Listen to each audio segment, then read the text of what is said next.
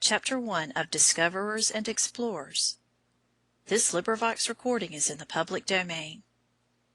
Discoverers and Explorers by Edward R. Shaw. Chapter 1. Beliefs as to the World 400 Years Ago. 400 years ago most of the people who lived in Europe thought the earth was flat. They knew only that the land was near them. They knew the continent of Europe, a small part of Asia, and a strip along the northern shore of Africa. They thought this known land was surrounded by a vast body of water that was like a broad river.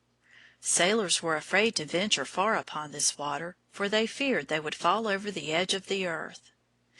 Other seafaring men believed that if they should sail too far out upon this water their vessels would be lost in a fog, or that they would suddenly begin to slide downhill and would never be able to return. Wind gods and storm gods, too, were supposed to dwell upon this mysterious sea. Men believed that these wind and storm gods would be very angry with anyone who dared to enter their domain, and that in their wrath they would hurl the ships over the edge of the earth, or keep them wandering round and round in a circle in the mist and fog. It is no wonder that the name Sea of Darkness was given to this great body of water, which we now know to be the Atlantic Ocean. Nor is it surprising that the sailors feared to venture far out upon it. These sailors had no dread at all of a sea called the Mediterranean, upon which they made voyages without fear of danger. This sea was named the Mediterranean because it was supposed to be in the middle of the land that was then known.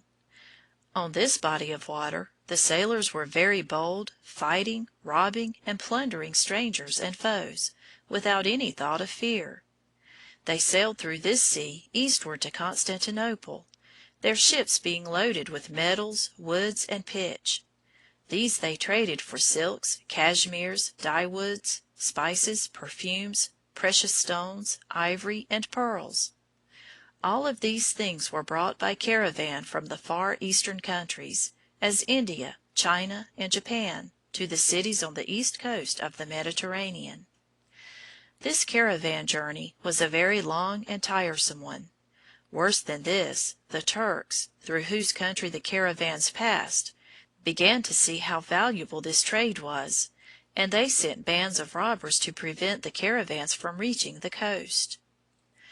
As time went on, these land journeys grew more difficult and more dangerous, until the traders saw that the day would soon come when they would be entirely cut off from traffic with India and the rich eastern countries. The Turks would secure all their profitable business. So the men of that time tried to think of some other way of reaching the East. Among those who wished to find a short route to India was Prince Henry of Portugal, a bold navigator as well as a studious and thoughtful man. He was desirous of securing the rich Indian trade for his own country.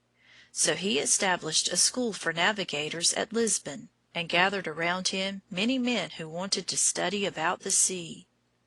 Here they made maps and charts, and talked with one another about the strange lands which they thought might be found far out in that mysterious body of water which they so dreaded and feared. It is probable that they had heard some accounts of the voyages of other navigators on this wonderful sea, and the beliefs about land beyond. There was Eric the Red, a bold navigator of Iceland, who had sailed west to Greenland and planted there a colony that grew and thrived. There was also Eric's son Leif, a venturesome young Viking who had made a voyage south from Greenland and reached a strange country with wooded shores and fragrant vines. This country he called Vinland, because of the abundance of wild grapes. When he returned to Greenland, he took a load of timber back with him. Some of the people of Greenland had tried to make a settlement along this shore which Leif discovered, but it is thought that the Indians drove them away. It may now be said of this settlement that no trace of it has ever been found, although the report that the Norsemen paid many visits to the shore of North America is undoubtedly true. Another bold sea rover of Portugal sailed 400 miles from land, where he picked up a strangely carved paddle and several pieces of wood of a sort not to be found in Europe.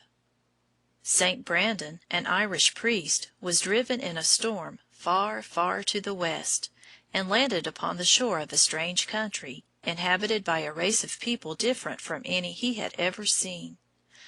All this time the bold Portuguese sailors were venturing farther and farther down the coast of Africa. They hoped to be able to sail around that continent and up the other side to India. But they dared not go beyond the equator, because they did not know the stars in the southern hemisphere, and therefore had no guide.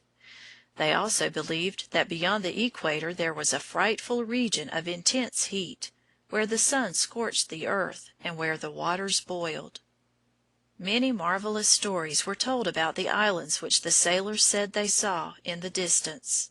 Scarcely a vessel returned from a voyage without some new story of signs of land seen by the crew. The people who lived on the Canary Islands said that an island with high mountains on it could be seen to the west on clear days, but no one ever found it. Some thought these islands existed only in the imagination of the sailors. Others thought they were floating islands, as they were seen in many different places. Every one was anxious to find them, for they were said to be rich in gold and spices.